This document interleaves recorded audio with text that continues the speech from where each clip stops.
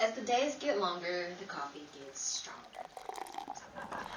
Here at the set without a studio, starring Marcus Willis as host Henry London, Dominique Breckenridge as starlet Betty Gray, along with the dynamic duo Cedric Johnson and Jasmine Lofton as radio husband and wife team Dennis and Rachel Hagen, and reintroducing Chris Terry as Dennis's cousin D.B. Dexter Hagen. The cast of Keeping the Bullet Radio Alive as Dominique Review Productions brings you classic entertainment in a modern world done in a vintage manner. A day in the life of. Now let's turn our attention over to our humble host, Henry London. Henry! Coming, Mother. Thank you, Rachel. Good evening, folks. Good evening, Henry. Well, Betty, what kind of show do we have for tonight? Well, scrolling through the scripts, it seems that we have a special guest on our show. Have we? Who? Gregory Peck.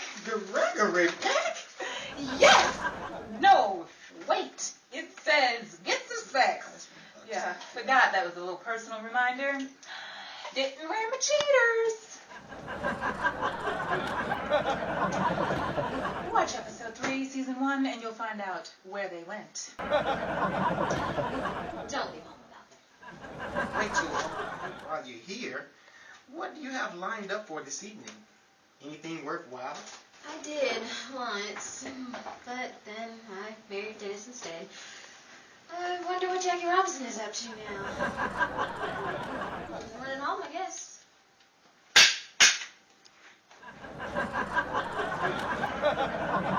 It was a double hitter. Henry, how are we going to get out of this one? There's always that opening act you used to do. Let me entertain you. Betty Rose Lee. Ooh. That's not the number which I was referring to, however.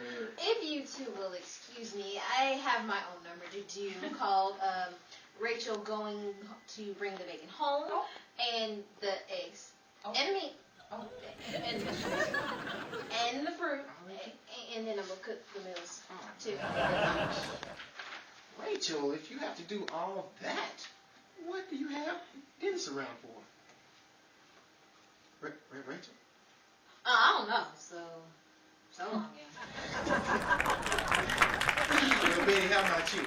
What do you have cut out for yourself tonight? I'm having some company over this evening for dinner, Henry. He's a newly promoted producer here in Hollywood and wanted to meet with me to see how I live away from the studio in my own element. Betty, with you, the studio is your element. Yeah, I don't understand it. That's what I told him. No bother, I've got it all planned out for him. And if he gets fresh? I'll get rotten. Ladies and gentlemen, we interrupt our program of dance music to bring you a special bulletin from the Intercontinental Radio News. At 20 minutes before 8 Central Time, Professor Henry Higgins of Phonetics, London, England, reports to have ran into Colonel Pickering and has picked up a Cockney flower girl, Eliza Doolittle, observing several explosions of bad grammar and dirty dress, occurring at regular intervals in between trying to find a taxi at Covent Garden. Dexter, do you know we're on the air live? Coming in here with all that foolishness. What did you hope to accomplish? Ladies and gentlemen, this is the most terrifying thing I have ever witnessed. Mrs. Pierce has just informed Professor Higgins that he must stop swearing. Uh-oh.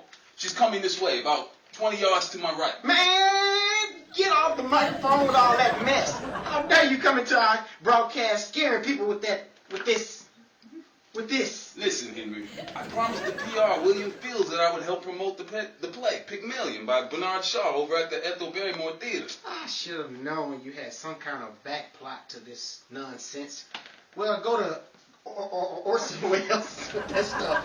Hey, I already did, but he kicked me out. He planted his foot, but it wasn't in the garden, you know what I'm saying?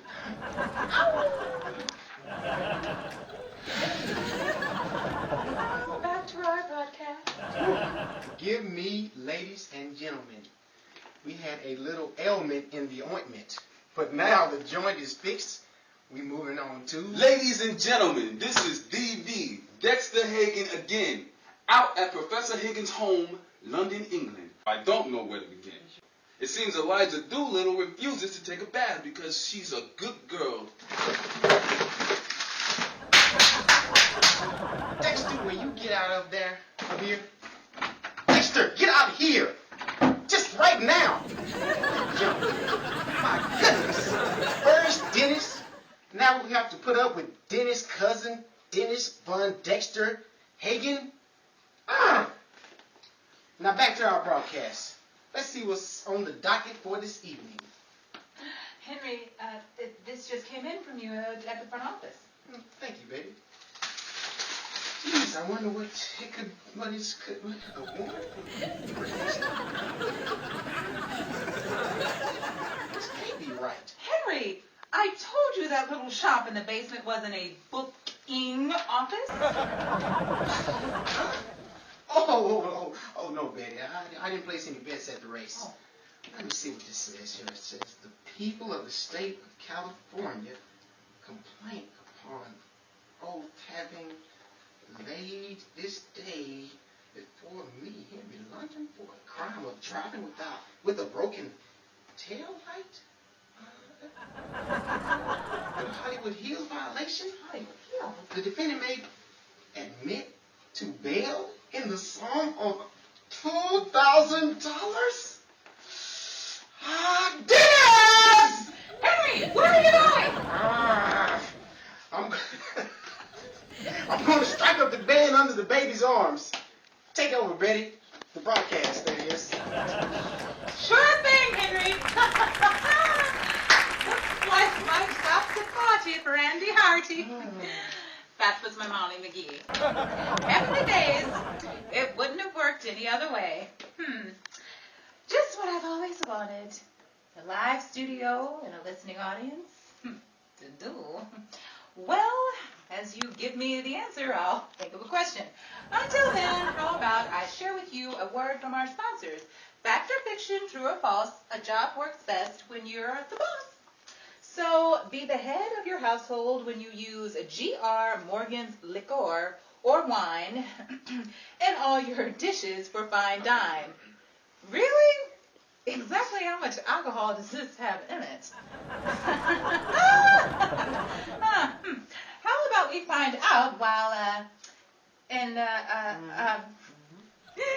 how about we find out? That's what liquor does to you. I've had a little bit too much time. And find out what became of Henry and Dennis. Let me check my list for this week's groceries trip. I better start in the produce department. Where is that air coming from? I feel a breeze on the back of my neck. And there's a looming shadow over my shoulder. Dennis! I'm confused. Did you want to wear the dress I have on, or do you need a swatch of fabric? Rachel, what would it make this, what would make you say that? Because if you get any closer, you will be in it. Now stop breathing down my back and let me finish my weekly shopping, please. Well, if that's how you feel about it, Rachel, I didn't mean to go get on your back. Thank goodness. I don't know whether to tell Trigger and Silver to move over or just to call Bing Crosby. Lord forbid I crowd you. I don't want to leave others with the impression that I'm stuck like glue to you, to your wallet. I mean, your purse. I mean, you know what I mean. Mm-hmm. And I can see how one may get that impression. The difference in the space between you and my shadow, there is a little shady, to say the least. Oh, stop it.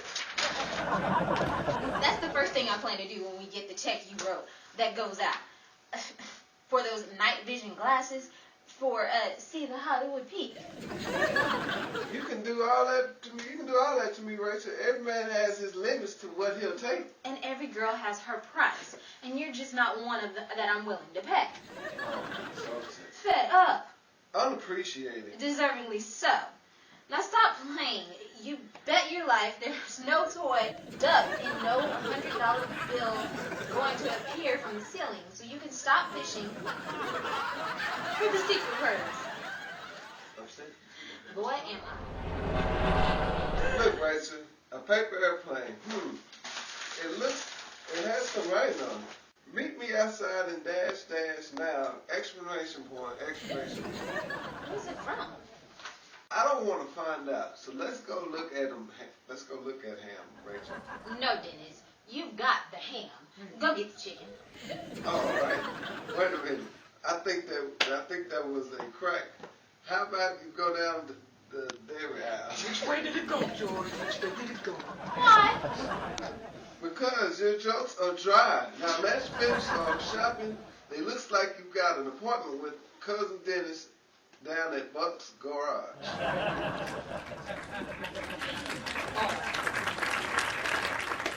I sure am glad to get the weekly shopping trip over with. The way Rachel turned her back towards me when she pulled out her money and paid her groceries, you think I'd have anything important to spend it on? I just gotta find a way to pay that $2,000 fine I got. You know, it's a lot of money here, but I gotta find a way. I just gotta find a way to pay that $2,000 fine I got when you let me borrow Henry's car. I hope Buck has something good for me to do. Not like last time, though. The hospital sheet scratches. Isn't that Henry over there coming out with the police station? Gee, I wonder what happened. Hiya, Henry. What are you doing coming out of the police station? Henry, what do you hit me for? $2,000 paid in full.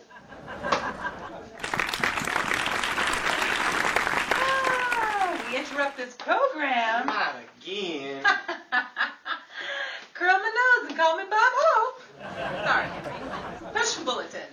October 28, 1940, a meeting between H.G. Wells and Orson Welles was broadcast on radio KTSA San Antonio, a CBS affiliate, in regard to the October 30th, 1938 series, The Mercury Theater on the Air, of the now infamous The War of the Worlds episode. At the time, was aired as just a Halloween episode in the eyes of Mr. Orson Welles. Actor Ronald Reagan would later become President Ronald Reagan. The name change pronunciation came about somewhere during his transition from Hollywood to Washington, some of his most famous films being the Brother Rat series, King's Row, and Canute Rockme, All-American, as the Gipper. The Philadelphia Story breaks the box office record at Radio City Music Hall by taking in $600,000 in just 6 weeks, making its official general release debut on January 17th, 1941. Not to be confused, it's the liqueur. Not to be confused with its selected release December 27th, 1940 in the New York City. Oh, we're going to talk about me, are we? Goody. As always, I enjoy my extra little time with you personally, but I must take my persons elsewhere, as I've got a train to catch, a dress to find, and dinner to cook all before I see you again. Because underneath all the studio images, at heart, I'm just a home girl. Watch out, Crystal Allen.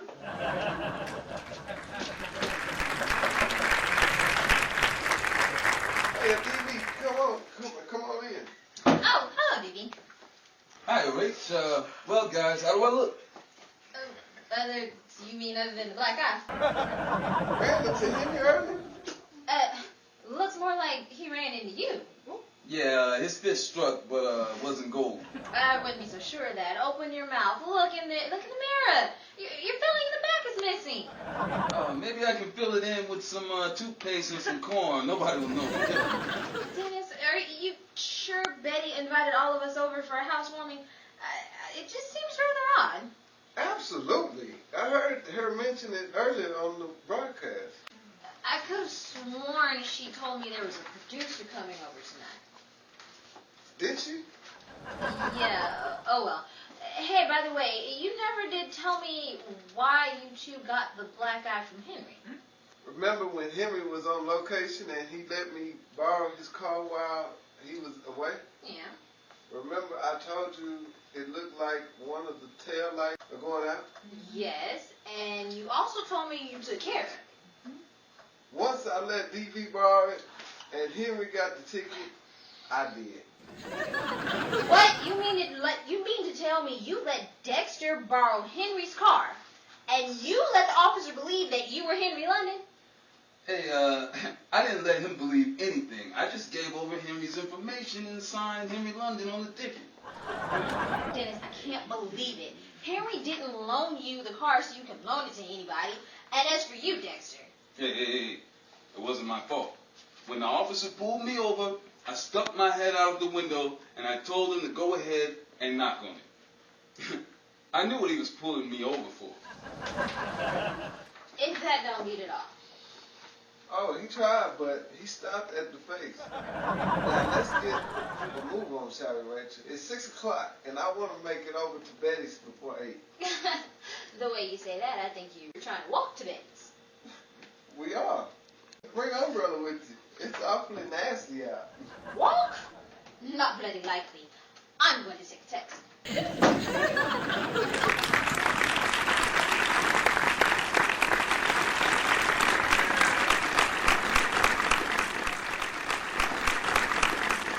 Gee, fellas, I think this is awfully sweet. You showing up here unexpectedly while I have dinner guests throwing me a housewarming party. Although I have lived in this house for the past 7 years, better late than never. How did it go over at the broadcast, Betty? We laughed, we danced, we drank. Say what? Up all the water. Oh. I brought some homemade rolls over, Betty. Dennis, take these into the kitchen. Sure, pass them to me, Rach. Hand me that catcher's mitt over there, will you, Henry? Whoa. I thought she was the best little cook in California. And the worst little baker in the USA. When Rachel clothes, you never know if you're going to get a biscuit or a baseball. Oh, Bite into one of, bit into one of Thanksgiving, I thought I was biting into a blackjack.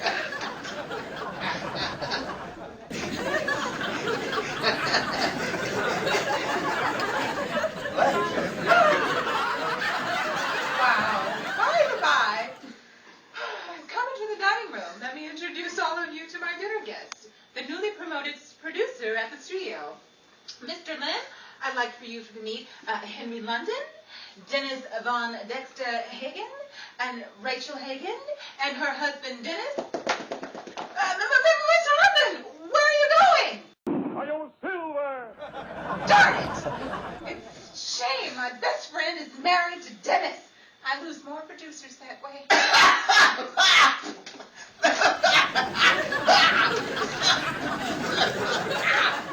Hey, what is this? Sandpaper and sawdust? Caviar on crackers. But don't blame me. Blame Mr. D.B. Dexter Hagen. He brought the hors d'oeuvres. Hey, I got a deal from the gas station. The gas station? Dexter, I almost died. What is wrong with you? Serving us chow from don't pass, just gas. Hey, how'd you know that was the station? Oh, Lord. Oh, Henry. Wash it down with some coffee. That's just what I need. A strong cup of joe. Henry, wait! It's fine. What did you put in this coffee? Gasoline? No, I did, but that wasn't intended for you. That was intended for Dennis. How come every time the Hagen serve me food, I end up in the emergency room getting my stomach pumped? Maybe. That wasn't a question.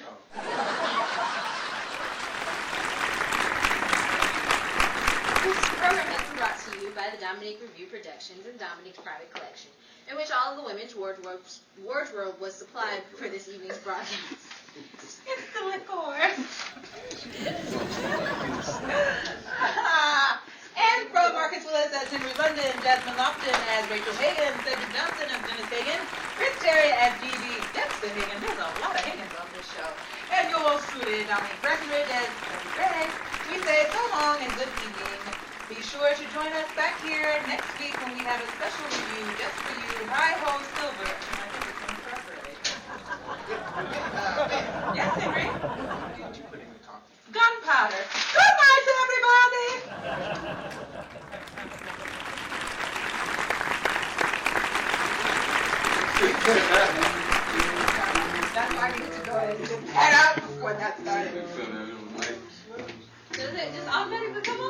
he's think headed. I'm Oh. Yeah.